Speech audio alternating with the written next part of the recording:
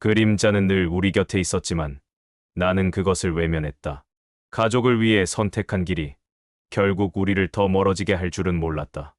나는 사랑하는 사람들을 지키기 위해 먼 나라로 떠났고 그곳에서 나는 점점 나 자신을 잃어갔다.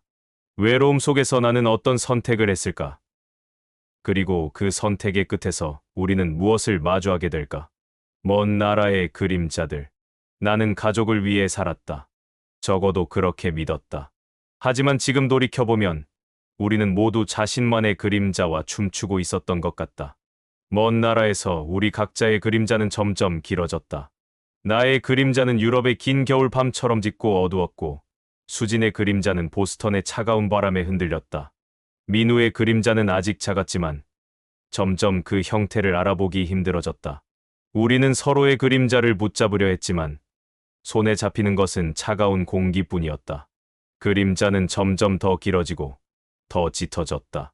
한때 하나였던 우리 가족의 그림자는 이제 세 개로 나뉘어 각자의 방향으로 뻗어나갔다.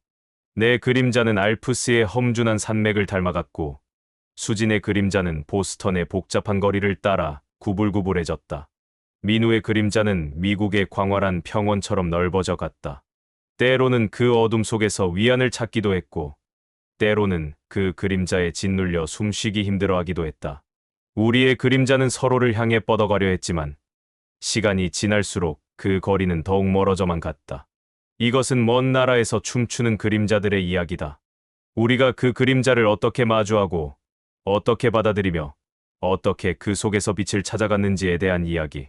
그리고 결국 우리 모두가 자신의 그림자와 화해하는 법을 배워가는 과정에 대한 이야기. 때로는 고통스럽고 때로는 아름다운 우리의 춤에 대한 이야기. 나는 김재훈, 45세의 한국인 엔지니어다. 10년 전 우리 가족은 큰 결정을 내렸다.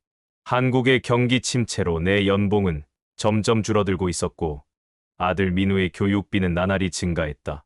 밤낮 없이 일해도 빚은 늘어만 갔고 매일 아침 눈을 뜨면 가슴 속에 쌓인 불안이 나를 짓눌렀다. 여보, 이대로는 안 돼요. 수진의 말에 나는 고개를 끄덕였다. 하지만 그 순간 나는 마음 깊은 곳에서 절박함이 치솟아오르는 것을 느꼈다. 가족을 지키기 위해서는 무엇이든 해야 한다는 생각이 내 머릿속을 지배했다. 결국 우리는 과감한 선택을 했다. 아내 수진과 아들 민우는 더 나은 교육 기회를 위해 미국 보스턴으로 떠났고 나는 가족의 생계를 위해 유럽에서 고액 연봉의 일자리를 찾기로 했다. 그 결정은 마치 내 심장을 찢는 듯한 고통이었다. 사랑하는 가족과의 이별이란 상상조차 할 수 없었지만 그 선택 외에는 다른 길이 없다는 것을 알고 있었다. 처음에는 스위스 취리히의 다국적 기업에서 일했다. 알프스의 아름다운 풍경과 효율적인 도시 시스템에 매료되었지만 매일 밤 텅 빈 아파트로 돌아올 때마다 가슴이 먹먹해졌다. 그곳에서 느끼는 외로움은 나를 더욱 괴롭혔다. 2년 후 나는 더 나은 기회를 찾아 독일 프랑크푸르트로 이직했다. 국제금융의 중심지에서 일하며 경력을 쌓았지만 가족과의 거리는 여전히 멀기만 했다. 화상통화 속 민우의 목소리가 점점 낯설게 들렸다. 그날 민우가 나를 부르는 말투가 낯설게 들렸다. 순간 나는 깨달았다. 내 아들이 점점 나를 잊어가고 있다는 것을. 그의 목소리 속에서 느껴지는 거리감은 내 마음을 더욱 무겁게 짓눌렀다. 보스턴에서 민우는 빠르게 적응했다. SAT 점수도 우수했고 하버드 대학 입학이 목전이었다. 수지는 그곳에서 파트타임 일을 하며 새로운 삶에 적응해 갔다. 그들의 성공이 자랑스러웠지만 한편으로는 그 삶에서 내가 점점 밀려나는 것 같아 두려웠다. 우리는 서로 다른 시간대에서 살아가며 점점 멀어져 갔다. 나의 아침은 그들의 밤이었고 그들의 하루가 시작될 때 나는 이미 지쳐 있었다. 화상통화로나마 가족의 얼굴을 보는 것이 유일한 위안이었지만 그마저도 점점 형식적으로 변해갔다. 5년이 지나자 나는 다시 한번 이직을 결심했다. 이번에는 네덜란드 암스테르담의 기술회사였다. 운하와 자전거 도로가 가득한 이 도시에서 나는 마지막으로 가족과의 거리를 좁혀보려 노력했다. 하지만 시간이 흐를수록 우리 가족은 각자의 삶에 적응해갔고 그 과정에서 서로를 잃어가고 있었다. 암스테르담의 아파트 창문 너머로 석양을 바라보며 나는 깊은 한숨을 내쉬었다. 우리가 과연 다시 하나의 가족으로 살 수 있을지, 그 가능성이 점점 희미해져 가는 것을 느꼈다. 암스테르담의 겨울은 유독 춥고 길었다. 운하 위로 떠다니는 얇은 얼음 조각들처럼 내 마음도 차갑게 얼어붙어 갔다. 매일 밤 텅 빈 아파트로 돌아오는 발걸음이 무거워졌다. 외로움은 나를 서서히 갉아먹었다. 화상통화 속 가족의 모습은 점점 더 멀게만 느껴졌다. 아들 민우의 목소리는 낯설어졌고 수진과의 대화는 일상적인 보고에 그쳤다. 나는 그들의 삶에서 서서히 지워지고 있었다. 회사에서 열린 크리스마스 파티. 모두가 즐거워하는 가운데 나는 구석에 서 있었다. 그때 소피아가 다가왔다. 혼자 계시네요, 김 씨. 그녀의 목소리에 담긴 따뜻함이 내 얼어붙은 마음을 녹이는 것 같았다. 우리는 대화를 나누기 시작했고 어느새 파티장을 벗어나 있었다. 암스테르담의 좁은 골목길을 걸으며 소피아와 나는 서로의 이야기를 나누었다. 그녀도 나처럼 외로운 삶을 살고 있었다. 저도 남편과 별거 중이에요. 소피아가 말했다. 매일 밤 혼자 집에 들어가는 게 익숙해지질 않네요. 때로는 그 고요함이 견딜 수 없을 정도예요. 그녀의 말에 나는 깊이 공감했다. 우리는 서로의 눈을 바라보았고 그 순간 무언가가 변하기 시작했다. 소피아의 손이 우연히 내 손을 스쳤다. 그 순간 미세한 전류가 흐르는 듯했다. 나는 그 감각에 놀라 잠시 멈춰섰다. 소피아도 걸음을 멈추고 나를 바라보았다. 괜찮으세요? 그녀가 물었다. 나는 고개를 끄덕였지만 내 심장은 빠르게 뛰고 있었다. 오랜만에 느끼는 따뜻한 온기에 나도 모르게 그녀의 손을 잡았다. 소피아는 놀라지 않고 내 손을 꼭 쥐었다. 당신 아파트에 가보고 싶어요. 소피아의 속삭임에 나는 잠시 망설였다. 머릿속에서는 수진의 얼굴이 스쳐 지나갔다. 이러면 안 돼. 하지만 외로움에 지친 나의 의지는 이미 무너지고 있었다. 아파트에 도착하자 우리는 잠시 서로를 바라보았다. 소피아의 눈에서 욕망이 번뜩였다. 나는 입술을 깨물며 마지막 양심의 끈을 붙잡으려 했다. 소피아, 우리 이러면... 그녀는 내 말을 끊고 입술을 맞췄다. 그 순간 나의 모든 이성이 무너져 내렸다. 오랫동안 억눌렀던 욕망이 폭발하듯 터져나왔다. 우리는 서로의 옷을 벗기며 침실로 향했다. 뜨거운 입맞춤, 거친 숨소리, 그리고 오랜만에 느끼는 살과 살의 접촉. 모든 것이 빠르게 진행됐다. 행위가 끝난 후 소피아의 나체를 바라보며 죄책감이 밀려왔다. 하지만 동시에 오랜만에 느낀 따뜻한 체온과 살아있음에 대한 감각이 나를 압도했다. 재훈, 괜찮아요. 우리 둘 다 외로웠을 뿐이에요. 소피아의 말에 나는 고개를 끄덕였다. 그리고 다시 한번 그녀의 입술을 탐했다. 이미 선을 넘어버린 지금 뒤로 물러설 수는 없었다. 그날 밤 나는 수진에게 전화를 걸지 않았다. 처음으로 가족에 대한 그리움보다 현재의 쾌락이 앞섰다. 소피아의 품에 안겨 나는 잠시나마 모든 고통과 외로움을 잊을 수 있었다. 소피아가 떠난 후 나는 불 꺼진 방에 혼자 앉아 있었다. 방금까지 뜨겁게 타올랐던 감정이 사라지고 차가운 공기만이 남아 있었다. 갑자기 밀려오는 죄책감에 나는 숨을 쉴 수 없을 것 같았다. 깊은 밤, 홀로 잠에서 깨어났을 때 나를 덮친 것은 깊은 후회와 자책감이었다. 내가 과연 이대로 살아도 되는 걸까? 가족을 위해 모든 것을 포기했다고 생각했는데 결국 나는 그들을 배신한 것일까? 창밖으로 보이는 어두운 암스테르담의 밤거리를 바라보며 나는 내 삶이 어디로 향해 가고 있는지 알 수 없었다. 소피아와의 관계를 지속해야 할지 아니면 모든 것을 청산하고 가족에게 돌아가야 할지 그 갈림길에서 나는 깊은 고뇌에 빠졌다. 소피아와의 관계를 정리한 후 나는 가족과의 관계 회복에 집중하기로 했다. 하지만 수진의 목소리에서 느껴지는 무언가가 나를 불안하게 만들었다. 처음에는 작은 변화였다. 수진과의 통화 중 어색한 웃음이 늘어났고 대화는 점점 짧아졌다. 여보, 오늘 하루는 어땠어요? 내가 물었다. 아, 그냥 평범했어요. 수진의 대답은 언제나 짧고 건조했다.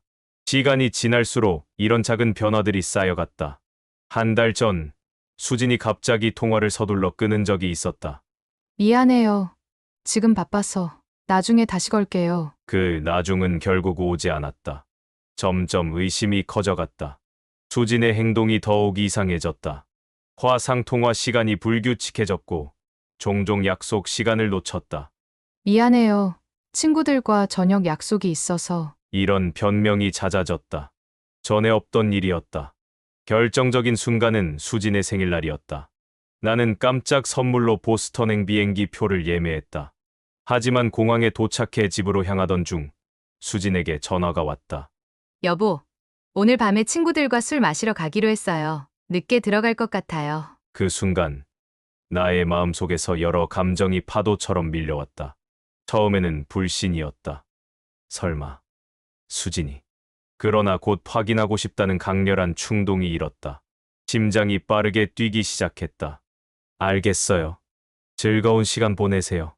나는 최대한 평온한 목소리로 대답했다. 택시 기사에게 수진이 말한 바의 주소를 알려주었다. 내 손은 떨리고 있었고 머릿속은 혼란스러웠다. 이게 정말 맞는 걸까? 하는 의문이 들었지만 이미 돌이킬 수 없었다. 1시간 후 수진이 나타났다. 하지만 그녀의 옆에는 낯선 남자가 있었다. 그들은 서로 손을 잡고 있었고 술에 취해 비틀거리며 걸어갔다. 내 눈앞에서 그 남자가 수진의 볼에 키스했다. 그 순간 나의 세계가 무너져 내렸다. 배신감의 충격이 전신을 강타했다. 숨을 쉴 수 없을 것 같았다. 온몸이 얼어붙은 듯했다. 택시 안에서 나는 움직이지 못했다. 분노, 배신감, 그리고 깊은 상처가 한꺼번에 밀려왔다. 내가 저지른 잘못이 부메랑이 되어 돌아온 것일까? 아니면 우리의 관계는 이미 오래전부터 무너지고 있었던 걸까? 그날 밤, 나는 호텔방에서 홀로 술을 마시며 우리의 과거와 현재, 그리고 불확실한 미래에 대해 생각했다. 이제 우리 가족에게 어떤 선택이 남아있을까? 다음 날 아침, 나는 민우에게 전화를 걸었다. 아들의 목소리에서 어떤 단서라도 찾고 싶었다. 아빠, 엄마가 요즘 늦게 들어오는 날이 많아졌어요. 어제는 새벽에 들어오셨더라고요. 민우의 말에 나의 의심은 확신으로 변했다. 이제 수진과 마주해야 할 시간이었다. 가슴 속에서는 분노와 슬픔, 그리고 두려움이 뒤엉켜 있었다. 보스턴에서의 그 밤 이후, 나는 아무 말 없이 암스테르담으로 돌아왔다. 마음속에는 이미 돌이킬 수 없는 균열이 생겼지만 나는 그것을 인정하고 싶지 않았다. 며칠 동안 나는 수진에게 연락하지 않았다. 그녀의 배신에 대한 분노와 내 자신의 위선에 대한 죄책감 사이에서 갈등했다. 결국 일주일 후 나는 용기를 내어 수진에게 전화를 걸었다. 여보, 우리 얘기 좀 해야겠어요. 수진의 목소리가 떨렸다. 무슨 얘기요? 나는 깊게 숨을 들이쉬고 말을 이었다. 당신, 다른 사람 만나고 있죠. 긴 침묵이 이어졌다. 그리고 마침내 수진이 입을 열었다. 어떻게 알았어요? 그 한마디에 나의 분노가 폭발했다. 어떻게 그럴 수 있어요? 우리 가족은 어떻게 되고, 민우는? 수진은 흐느끼며 말했다. 미안해요. 난 너무 외로웠어요. 당신은 늘 멀리 있고. 그 순간 나의 분노가 조금씩 누그러졌다. 나 역시 같은 외로움을 겪었고 같은 실수를 저질렀다는 것을 깨달았다. 그 사람 누구예요? 내 목소리가 떨렸다. 마이클이에요. 민우 학교 상담 선생님이었죠. 처음엔 그냥 친구였는데. 나는 말을 잇지 못했다. 분노와 배신감 그리고 죄책감이 뒤섞여 가슴을 옥죄었다. 얼마나 오래됐어요? 겨우 말을 꺼냈다. 6개월 정도요. 하지만 이제 끝냈어요. 정말 미안해요. 나는 깊은 한숨을 내쉬었다. 그리고 용기를 내어 내 잘못도 고백했다. 사실 나도 고백할 게 있어요. 나도 다른 여자를 만났었어요. 이번엔 수진이 침묵했다. 우리는 서로의 배신에 대한 충격과 분노, 그리고 후회 속에서 한동안 아무 말도 하지 못했다. 우리 어떻게 해야 할까요? 수진이 조심스럽게 물었다. 나는 머리를 감싸쥐었다. 모르겠어요. 정말 모르겠어요. 그날 밤 우리는 몇 시간 동안 통화를 이어갔다. 서로의 잘못을 탓하다가 함께 울기도 하고 때로는 화를 내기도 했다. 우리의 결혼 생활, 가족에 대한 책임, 그리고 앞으로의 삶에 대해 깊이 있게 대화를 나눴다. 마지막으로 수진이 말했다. 우리 이대로는 안 될 것 같아요. 나는 고개를 끄덕였다. 그래요.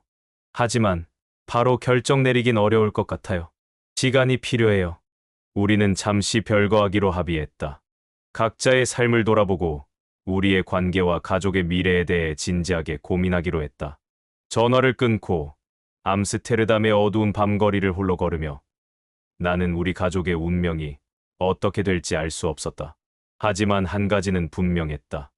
우리의 삶은 이제 돌이킬 수 없이 변해버렸다는 것. 20년이 흘렀다. 나는 이제 65세, 은퇴한 노년의 삶을 살고 있다. 서울 근교의 조용한 아파트에서 홀로 지내며 때때로 과거의 그림자와 마주한다. 수진과의 이혼은 고통스러웠지만 결국 우리는 각자의 길을 걸어갔다.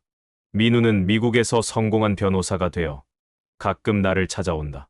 그의 방문은 언제나 나에게 기쁨과 동시에 아픔을 준다. 아빠, 엄마가 안부 전해달래요. 민우의 말에 나는 쓴웃음을 짓는다. 수지는 재혼해서 행복하다고 들었다. 나는 그녀를 원망하지 않는다. 오히려 그녀가 새 삶을 찾았다는 사실에 안도한다. 은퇴 후 나는 내 인생에서 새로운 의미를 찾으려 노력했다. 여행을 다니고 봉사활동을 하며 지역사회에 기여한다. 하지만 밤이 깊어 홀로 남을 때면 과거의 기억들이 밀려온다. 소피아와의 뜨거웠던 밤, 수진과의 마지막 통화, 민우의 눈물 어린 얼굴, 이 모든 것들이 내 마음 한구석에 여전히 자리 잡고 있다.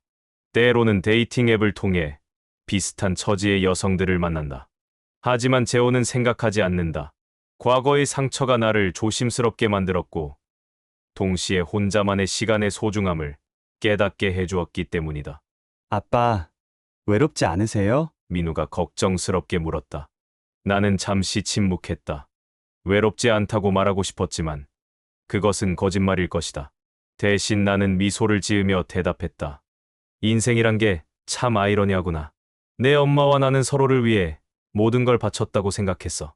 하지만 결국 우리는 서로를 잃었지. 그래도 난 후회하지 않아. 외로움도 인생의 한 부분이란 걸 이제야 알겠다. 창밖으로 노을이 지고 있었다. 나는 커피 한 잔을 들고 베란다에 섰다. 멀리 보이는 산들과 그 사이로 흐르는 강을 바라보며 생각에 잠겼다. 인생은 참 모순적이다. 가족을 위해 모든 것을 바쳤던 젊은 시절, 나는 오히려 가족을 잃었다.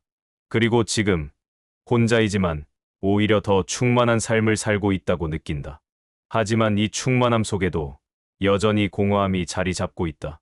외로움과 후회가 완전히 사라진 것은 아니다. 하지만 이제는 그것들을 받아들이고 그 속에서도 의미를 찾는 법을 배웠다.